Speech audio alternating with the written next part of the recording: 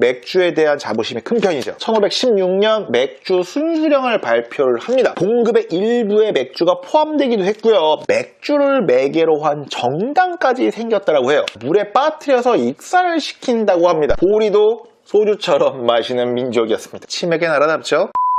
보리를 가공한 메가를 발효시켜서 향신료인 홉을 첨가해 만든 술, 와인, 막걸리와 함께 대표적인 발효주 이자 곡주로 꼽히는 맥주입니다. 요즘엔 웬만한 나라들은 다 자기 나라의 맥주 브랜드 하나쯤은 가지고 있죠. 가장 대중화된 주류이기도 하고요. 맥주를 마시면서 맥주의 역사에 대해 아는 척하는 시간 가져보도록 하겠습니다. 우선 한잔 마시고 해야지. 맥주는 과실주나 벌꿀술에 이어서 세계에서 가장 오래된 술로 알려져 있습니다. 곡식을 이용한 발효주로는 거의 원조, 시초격입니다. 고대 바빌로니아, 이집트에서도 맥주에 대한 기록이 있습니다. 지금의 맥주랑은 다르지만 맥주를 역사상 가장 먼저 마신 사람들은 고대 수메르인들입니다. 기원전 4000년경에 인류 문명의 발상지인 메소포타미아, 티그리스강과 유프라테스강 유역에서 처음 맥주가 만들어졌다고 하네요. 이 수메르인들이 신에게 바치는 노래에 맥주 제조 방법이 적혀 있다고 해요. 취한다. 당시의 맥주는 곡물을 그대로 발효시키는 걸 그냥 팔아 마셨다고 해요. 요즘처럼 이렇게 맑은 느낌이 아니라 죽같이 걸쭉한 느낌이죠. 그래서 식사 대용품으로도 충분했다고 전해집니다. 고대부터 많은 사람들이 즐겨 마시다 보니 이 당시에도 이 맥주를 속여 파는 장사꾼들이 있었다고 합니다. 기원전 18세기 만들어진 인류 최초의 법전 함무라비 법전에는 맥주를 속여 파는 상인들에 대한 처벌 조항이 나옵니다. 맥주집 주인이 맥주 양을 속여 팔 경우에는 물에 빠뜨려서 익사를 시킨다고 합니다. 살벌하죠? 익사되고 싶어? 누가 맥주를 이렇게 따라? 양아치네. 당시에는 이렇게 불순물이 많아서 이집트 벽화를 보면 맥주통에 거름망을 단 갈대나 빨대를 꽂아서 부채로 파리를 쫓으면서 마시는 게 나옵니다. 실제로 맥주용 빨대 유물도 이집트에서 출토가 됐다고 해요. 거품밖에 없어. 이집트의 이 맥주가 알파벳으로 쓰면은 지툼이라고 부르는데 여기서 효모를 뜻하는 지모겐이 나왔다고 합니다. 그리고 일본 와세다 대학의 한 맥주 덕후 아니죠. 그러니까 이집트학 교수인 요시마루 시쿠지 교수가 벽화에 기록된 제조법을 토대로 그 지역, 그러니까 이집트 지역의 보리와 그 당시 질그릇을 이용해서 맥주를 만들었다고 해요. 그런데 상왕조 맥주와 하왕조 맥주 두 개를 만들었대요. 상왕조 맥주는 조금 시큼하고 하왕조 맥주는 약간 씁쓸한 맛이 났다고 해요. 이런 문화는 그리스를 포함한 주변으로도 퍼졌지만 원재료가 풍부하고 제작도 훨씬 쉬웠던 포도주에 밀려서 이 맥주는 대중화되지 못했습니다. 당시 보리는 주로 가축한테 사료로 쓰이다 보니까 그렇게 됐다고 해요. 그러나 로마 제국 때부터 현재 맥주의 직계 조상들이 나오기 시작합니다. 맥주를 뜻하는 비어의 어원은 크게 두 가지로 분석이 되곤 해요. 마시다 라는 뜻을 가진 라틴어 비베레 또는 곡물을 뜻하는 게르만 어인 비오레에서 나왔다고 해요. 로마 제국 당시 갈리아 지방, 그러니까 현 프랑스에서는 밀농사가 잘 돼서 밀로 구운 빵을 물에 넣고 발효시킨 세르비시아를 만들어서 마셨다고 해요. 그래서 프랑스는 지금도 맥주가 대세가 아님에도 불구하고 맥주에 대한 자부심이 큰 편이죠. 물론 이 중세 시대에는 종교적인 이유로 맥주 양조에 대한 규제가 가해집니다. 그러다가 13세기 감브리누스라는 인물이 맥주를 게르만족에 전파했다라는 전설이 전해지곤 합니다. 실존 인물인지는 모르겠지만 이 감브리누스는 지금도 맥덕들, 그러니까 맥주 덕후들의 수호신처럼 여겨져요. 체코에서는 필스너 맥주 중에 감브리누스라는 상표의 제품도 나오고 있다고 하네요.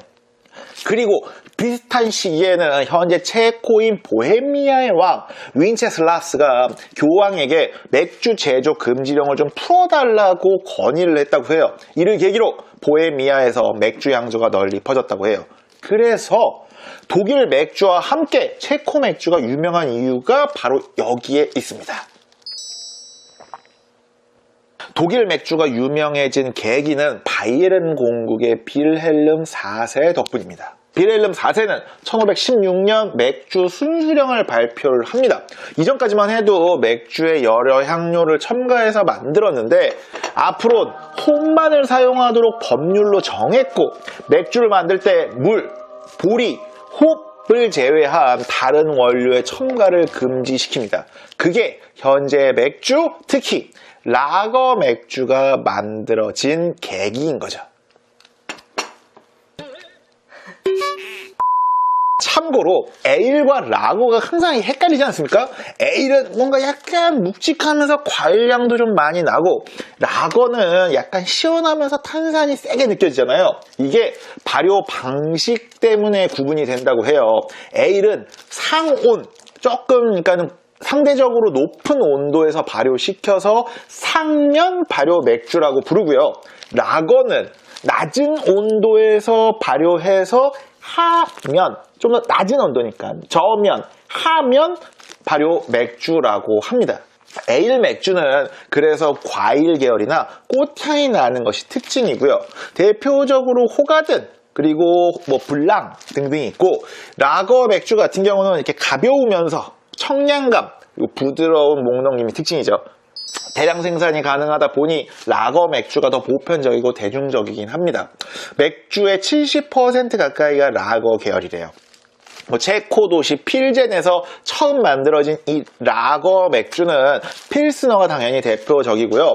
다시 맥주 순수령으로 돌아와서 독일에서는 아직도 이 순수령을 중시하는 문화가 남아있다고 합니다. 물론 맥주 순수령은 어떤 교회와 영주 사이의 이권 문제, 뭐 어떤 곡물 가격 갈등 등등 이 정치 경제적 이유 때문에 공포가 됐다고 해요. 빌헬름 4세가 맥주 제조법을 규제한 이유도 보리와 밀, 호밀을 모두 술 만드는 데 써버리면 당장 어떻게 보면 식량으로 먹을 게 없어진다는 이유도 있었고, 보리로 술을 만드는 게 바이에른 정부의 주요 사업이었다는 이유, 분석도 있습니다. 물론 순수령 공포 이후에도 당시 귀족층은 밀맥주를 여전히 만들어 마셨습니다. 바이에른이 맥주 역사 속에서 워낙 핵심적이라서 그런지 세계적인 맥주 축제인 옥토버 페스트도 매년 가을 바이에른주 미넨에서 열리죠. 물론 올해는 코로나 때문에 취소가 되었습니다. 바이에른 출신의 베네딕토 16세 전 교황도 많은 교황들이 그 와인을 즐긴 것과는 다르게 맥주를 즐겨 마셨다고 합니다. 이 중세 유럽부터 맥주는 식사와 함께 항상 마셨다라고 합니다. 봉급의 일부에 맥주가 포함되기도 했고요. 노동자에게 제공되는 식사에도 거의 매번 맥주가 포함되었다고 해요. 그러나 맥주가 지금처럼 보편화된 건 프랑스의 파스테르가 효모를 이용한 맥주 발효법을 개발하면서부터입니다.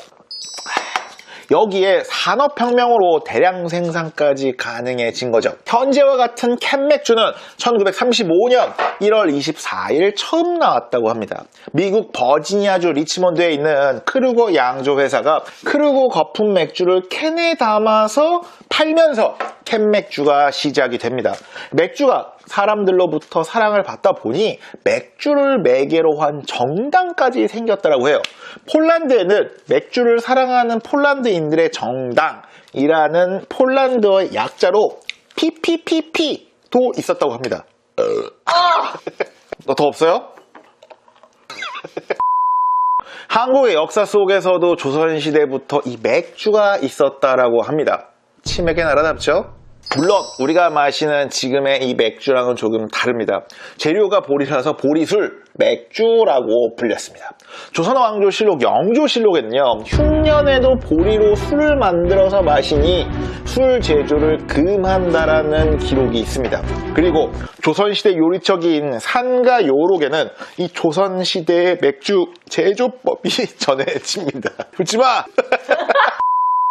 물론 현대의 맥주보다 청주에 더 가깝죠. 보리도 소주처럼 마시는 민족이었습니다. 현대 맥주는 19세기 구한 말때 서구 문물이 들어오면서 함께 유입이 됩니다.